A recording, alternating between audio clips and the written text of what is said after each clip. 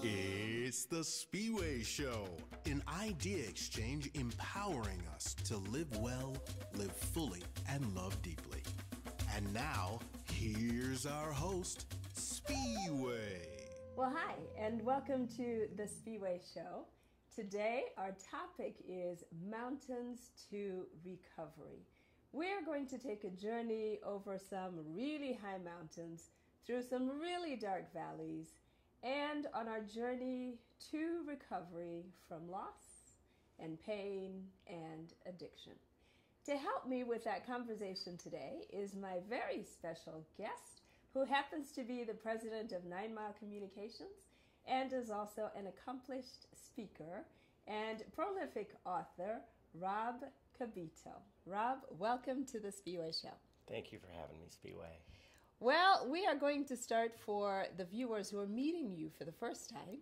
I'm going to start by saying, what would you like people to know about you? I would like people to know that I wrote this book to share my life experiences, really in hopes that maybe somebody can be inspired to achieve their own greatness, that if I can do it, anybody can do this. And, I hear that a lot. If I can do it, anybody can do it. Mm-hmm. But I sometimes think, well, now, isn't it that you have a certain set of experiences and a combination of things that have happened in your life that have made it possible for you to do the things that you have done? I think that's a good point. A certain set of circumstances have to come together, and the individual has to want it. And I think at some point I was given a gift of desperation, and I wanted to change my life. And I guess everything just aligned for me to be here today.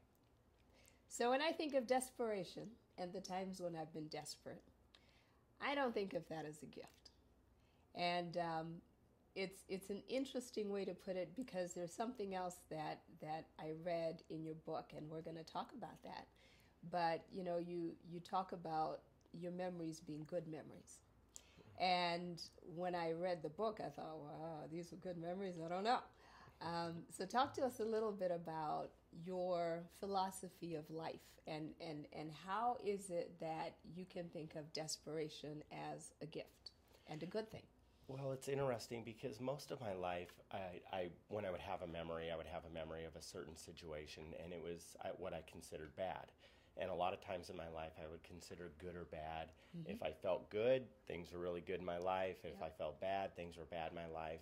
And I got to a point where when I was given the gift of desperation, I had so many scenarios throughout my history that I really considered bad. I had gone to jail. I considered that bad.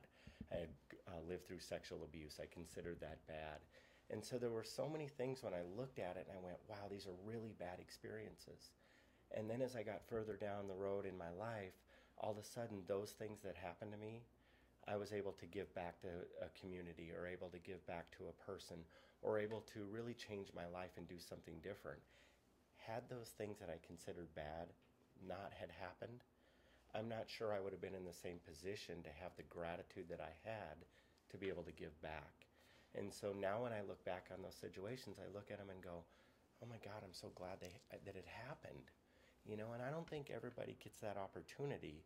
And when I looked at those opportunities, I went, oh, why is it happening to me? Now fast forward a little bit, they influence my life in such a way that I'm able to give back. Tell us a little bit about your book. So the conversation that we're having today is actually based on the book, The Fractured Life of 3743, A Journey to Redemption. And as a starting point, my first thought when I saw the title was, okay, so what is 3743? Mm-hmm. Well, 3743, a lot of times people think that's my prison number. And that's what I thought. I know, right? It kind of looked like a prison number. I think there's more digits, but no, it's not my prison number. It's actually my Native American roll number. And certain tribes designate numbers, and it helps understand the bloodline. It helps understand the reservation and appellation of whether it be mineral rights or land, and now casino money. It's a way that they dictate how much money and what tribal members belong to which tribes and where they're from. My tribe was one of the tribes that used roll numbers. And so my number 3743 identifies my tribe, my name, and then also my family. Okay. So you are then Native American. And what tribe are you from?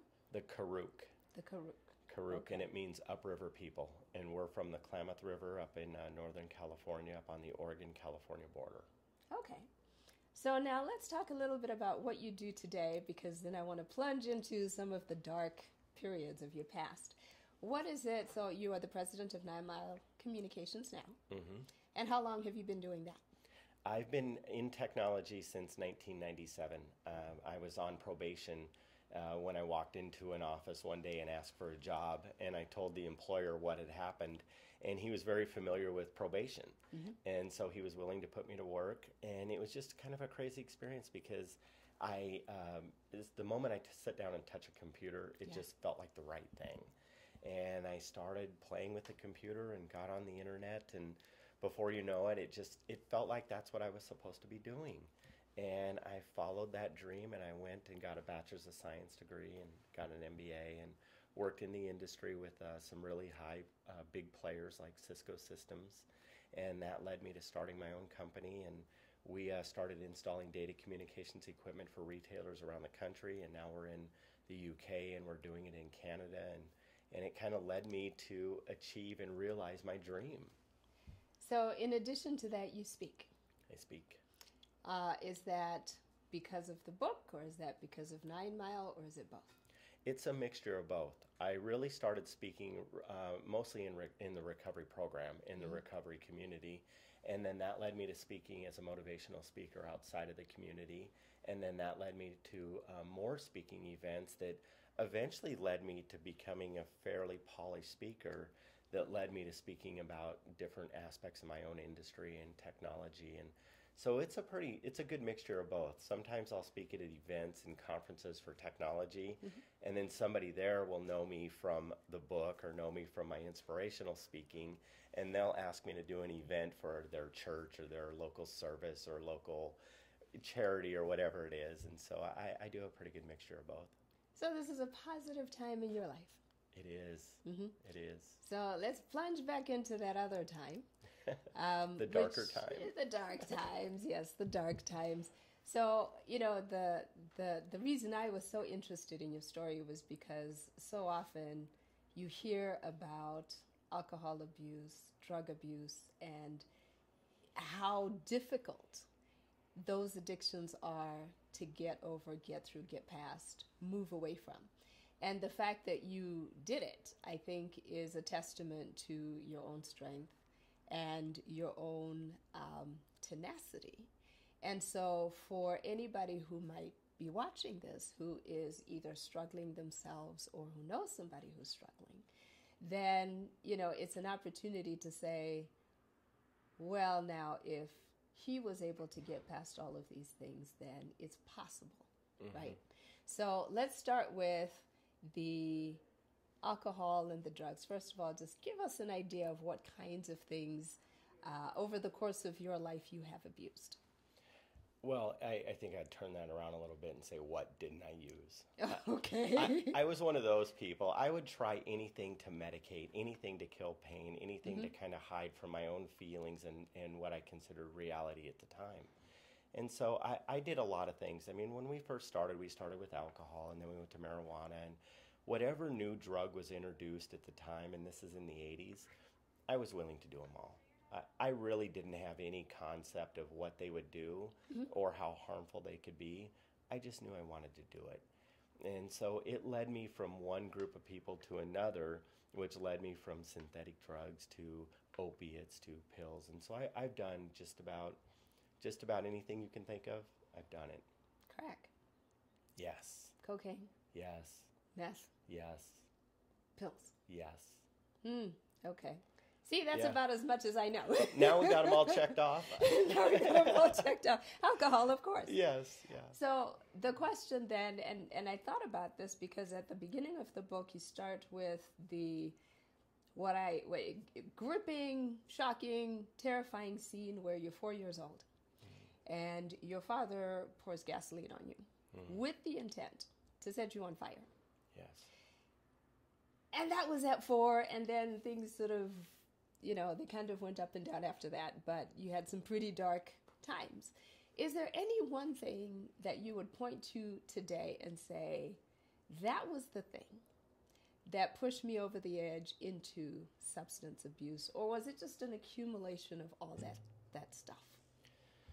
God, that's a good question, because it was a situation where I had a lot of nightmares. I mean, when I was a kid, I had a lot of nightmares about my father and my mother and the abuse that had taken place, and it was almost like a frame, like you would watch in an old theater, where there'd be one frame and then another and another, and those kind of things came to me over and over, and so I really didn't have that peaceful, calm, kind of consistent little life that I think a lot of people have is in childhood.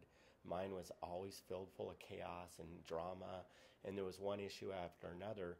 But it was when my adopted father contracted brain cancer. He had a stroke, a heat stroke, that pulled him out of my life. And it was the loss of a second father. And it was a pinnacle moment for me because I was at an age that I was starting to look for guidance, and I needed it. And I was having a lot of personal feelings, and all the dreams and nightmares that I was having I couldn't reflect on with somebody. And they were pulled out of my life to go and take care of him. And as a little boy, I was already confused. I was already raised in chaos. And now I have a situation where I don't have anybody to turn to.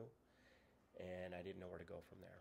And it wasn't just your adoptive dad, it was your mom too, because now she's worried about him, and she's got her own depression issues and everything else, so she's no longer mothering you. Yeah, I lost her at the same time. I mean, she pretty much dedicated all her time to helping him, which I understand and respect today. And she was doing everything she could as a mother to take care of her husband and her family. Something was going to get lost. When you put too many balls in the air and you don't know how to juggle very well, something gets lost.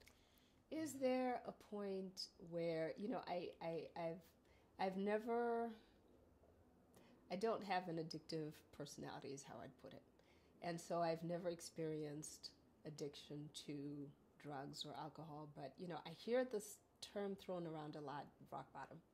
And I've never really known if it's appropriately descriptive, or if there is a single bottom, or if there are multiple, because as I read your story, the thing that struck me is you struggled over many years.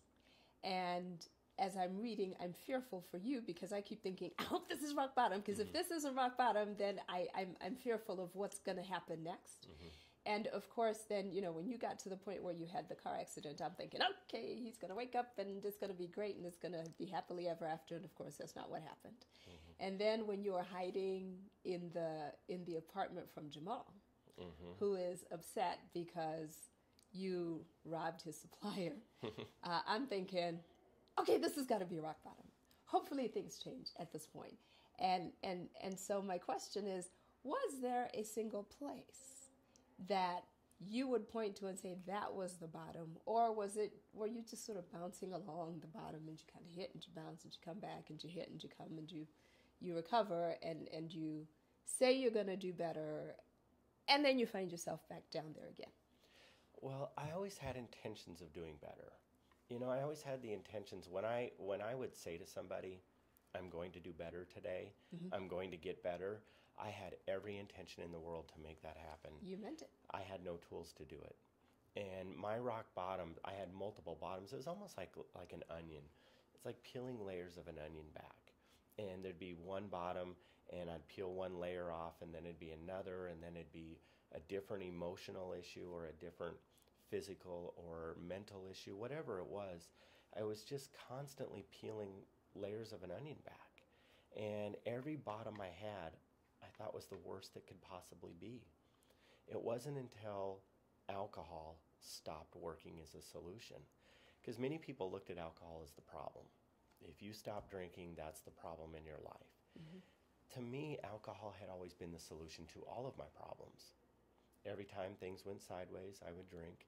Every time things were good, I would drink. Every time I had a girlfriend, I drank. Every time I lost a girlfriend, I drank.